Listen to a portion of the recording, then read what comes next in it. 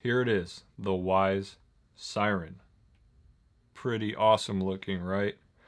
Now I know it's not like the renders look, but I will tell you before you click off the video that this does actually work really well. I do have to give a huge shout out to the guy who rendered this and allowed me to use that image.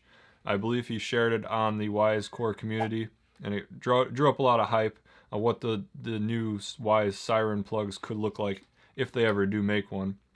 It would obviously look a lot better than this, but this is functional. So let me show you how I got this set up. Now this is a 15 watt, 12 volt Siren horn. I got it on Amazon for like $7 or $8. I'll have a link down below. And did not come with a power supply, so I just had a 12 volt, 1.5 amp power supply laying around that I'm using. I will have a link for one of these as well down below if you do need to pick one up. But basically I just wired this in, black to black, red to red. Pretty simple. And when paired with a Wyze plug, so if you haven't seen my previous unboxing and setup of the Wyze plugs, check that video out and come right back to this one. I will have the link up there and down in the description below. And powered, of course, the siren will go off. The guy who actually rendered this, I'll have his Instagram information down below. You should follow him. His renders are really awesome, as you can see by the thumbnail of this video. The guy that rendered this actually had a situation come up where he was viewing his apartment, I believe, maybe his office, being robbed, and he really couldn't do much about it because the speakers on the Wyze cameras themselves just aren't very loud, and there's not really much you can do. It's not going to deter a thief by talking through the speakers necessarily. Whereas when you're away, you can have a rule set up through the Wyze app to turn on this plug, therefore turn on this extremely loud siren that would absolutely deter a thief. So let's go ahead and get this set up. I have a contact sensor here from the Wyze Sense kit. I'm actually kind of worried how loud this thing is. I'm going to point it like away from, still in frame there. I'm going to point it away from me and away from the microphone. I'm sure it's still going to clip the microphone. I'm going to do it as quickly as possible. So anyway, should be set up. All I have to do is open this.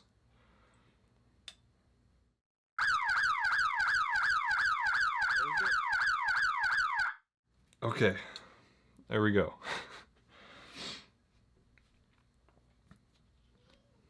It's really loud, but it actually worked really well. The automations, or the rules, worked pretty quickly. I'll do it again just because I like being in pain for you guys.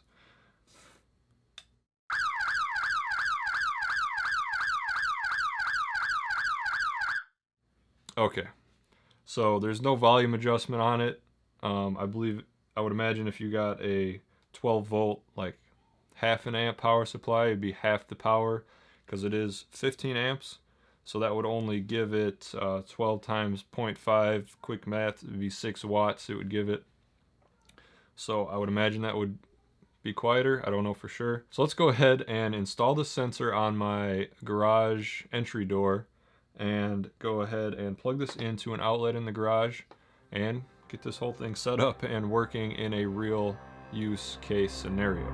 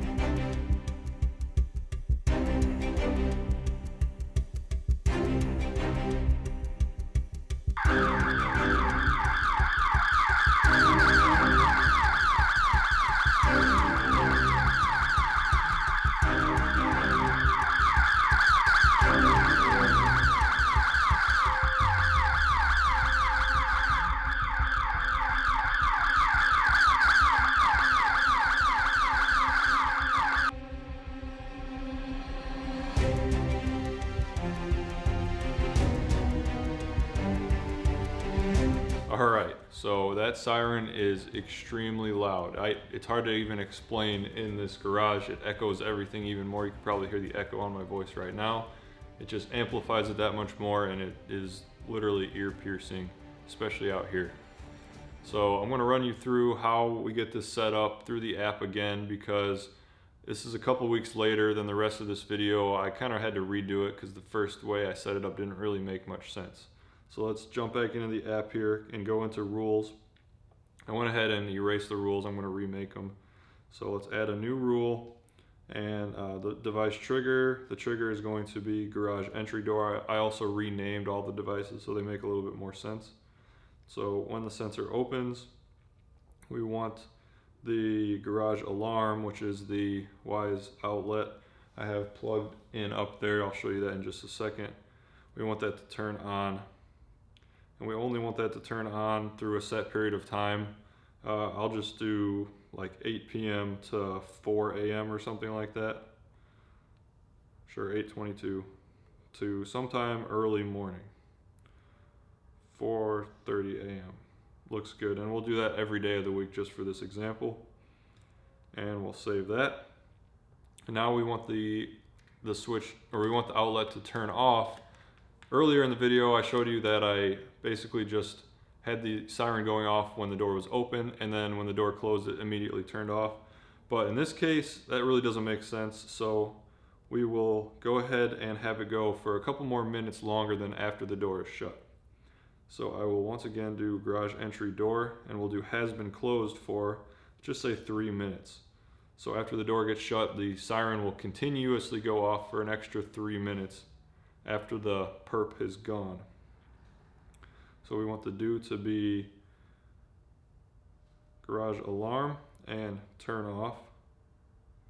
And we don't really need a time constraint on this one, because when the door is shut, it'll just try to turn off the switch. If it's already off, no big deal. So now the way we have it set up, when the door is open between the times of 8:30 and 4:30 a.m., the siren will go off. And when the door shuts, the siren will continue to go off until about 3 minutes after that, and then it will turn off, therefore turning the alarm off, or the siren off. And by that time, I think the perp will be long gone, because it is ear-piercing loud. I can even hear it from inside the house, and this is a detached garage. So let me show you how I have it set up here. Here is the Wyze Sense contact sensor. I have the magnet part on the door itself, and the main body with the battery in it on the frame. And this is a different sensor that's connected to my SmartThings hub. And ideally you want the magnet to be on the door, not the main body, but the magnet for this one doesn't, or the main body doesn't fit on this trim. So another benefit of the Wyze Sense size there. And over here above my garage door opener, you can see that I have the Wyze plug up there, if it'll focus.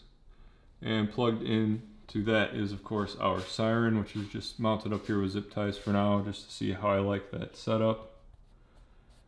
And it's pretty straightforward. This light, you may have noticed, also turns on with the contact sensor on the door, and that is another Wyze outlet up here plugged into that.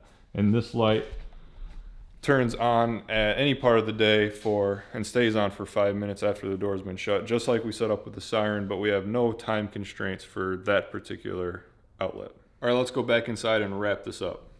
All right, so there's my unique implementation of using the Wyze products to catch a burglar and hopefully deter them as best as possible.